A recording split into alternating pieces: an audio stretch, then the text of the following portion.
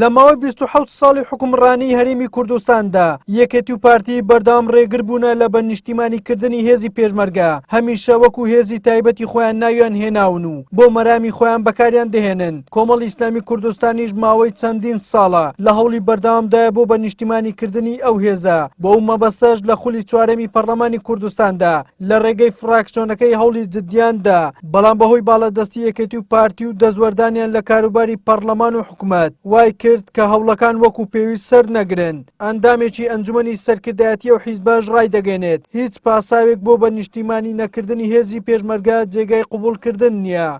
ڕێخستنی هێزەکانی پێشمەرگە لە چوارچێوەی دامەزراوەیەکی دامەزراوەیەکە فعلەن وەلای بۆ نیشتیمان هەبێ، بۆ هاوڵاتی هەبێ، بۆ خاک هەبێ، بەبێ جیاوازی بڕوانتە هەموو چین و تۆژەکانی هەرێمی کوردستان و هەموو ڕنگ و دەنگە جیاوازەکانە ئەمە ئەرکێک و واجبێکە لەسەر هەموو لایەنەکان کە پێویستەکە کاری جدی لەسەر بکەن. ئەڵبەتە ئەمە بەلایەنێک و دوولایەن ناکرێت، بە تایبەتی ئەو لایەنانی کە هێزێکیان هێنە دەرەوەی وەزارەتی پێشمەرگە یا لە چوارچێوەی دەرەوەی یاسا پێویستەکان ڕێک بخرێتەوە. ڕێک ئەم ڕێخستنەوەیش بەڕاستی پێویستی بە ئیرادەیەکی بەهێز هەیە. ئەگەر بێت و ئیرادەیەکی بەهێز نەبێت لایەنە سیاسیەکان ئەو وەزارەتی پێشمەرگەوە هەموو ئەو هەوڵانش کە ئەدرێت بۆ نمونە کە کۆمەڵی ئیسلامی لە بەرنامەی خۆی داناوە کە هێزی پێشمەرگە بێتە هێزێکی دامەزراوەی گرنگ ئەو بەڕاستی بەرهەمی نابێت. بۆیە پێویستەکە هەموو لایەک ئەو ئەرکە نیشتیمانی لە ئەستۆی خۆیان بگرن بۆی کەوا داهاتووی هەرێمی کوردستان لەسەر ئەساسی وەزارەتێکی پێشمەرگەی دامەزراوەی بینا بکرێت.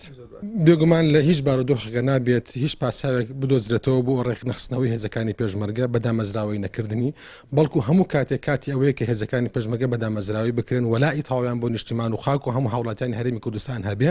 بەردەوام یەکێتی و پارتی هێزی پێشمەرگەیان بۆ بەرژەوەندەکانی خۆیان بەکارهێناوە ئەو کاتێ ئیشیان بەو هێزە بێت بە پاڵەوان و ڕزگارکەری نیشتیمان ناویان دەهێنن، کاتێکیش کە ئامانجەکان هاتێ دی ئیتر ئیشیان بە پێشمەرگە نامێنێت و پشتیان لێ دەکەن. بۆ نمونە لە ڕێزبەندی وەرگرتنی موچە دایانخەنە کۆتایی و خانوو بەسەر خۆیان و منداڵەکانیان دەڕوخێنن. هاوکات بۆ پەیداکردنی پارەی قوتوویەک شیر بۆ منداڵەکەی پێشمەرگە ناچار دەکەن لە پێش دەرگای مزگەوتەکان سوال بکات.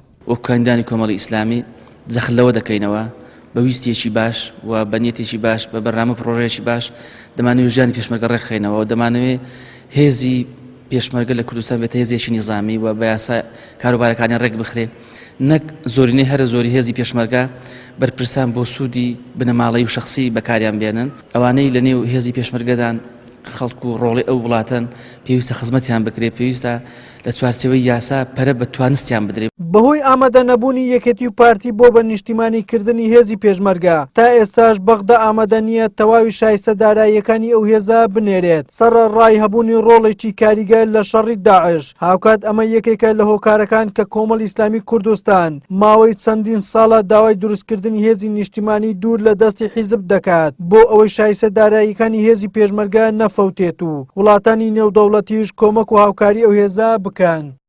وەلی سەلیم، کەناڵی ئاسمانی پێم، هەولێر.